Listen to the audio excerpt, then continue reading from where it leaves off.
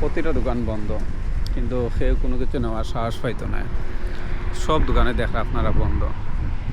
আমি যেই এরিয়া থাকি এই এরিয়াতে এই দোকানগুলো করছে। এই দেখা মেইন রোড, এদিকে হাজার হাজার গাড়ি যাওয়া করে, প্রতি সেকেন্ডে অনেক গাড়ি যায়। চাইলে কেউ সব কিছু তুলিয়া লইয়া যাইতে কি পারতো, কিন্তু এই সাহস কেউ করতো না। কেন করতো না? এটা হচ্ছে গিয়ে দুবাই।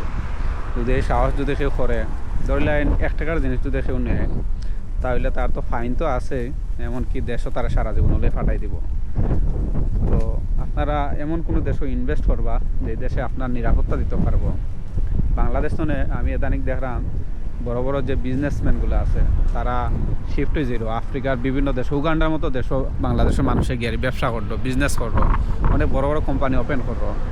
কারণ বাংলাদেশের মানুষে এবং বাংলাদেশের যে প্রশাসন আছে তারা মানুষের নিরাপত্তা দিতে পারে না। তো একটা দেশের সরকারে যদি নিরাপত্তাই না দিতে পারে, তো এই দেশের মানুষকেও আপনার বিজনেস করব, আমার মনে হয় না যে বিজনেস করব, ব্যবসা করব, কোম্পানি করব। তো যাই হোক, আমি ভিডিওটা বানাইলাম। বাংলাদেশের এখান থেকে অনেক কিছু শিকার আছে,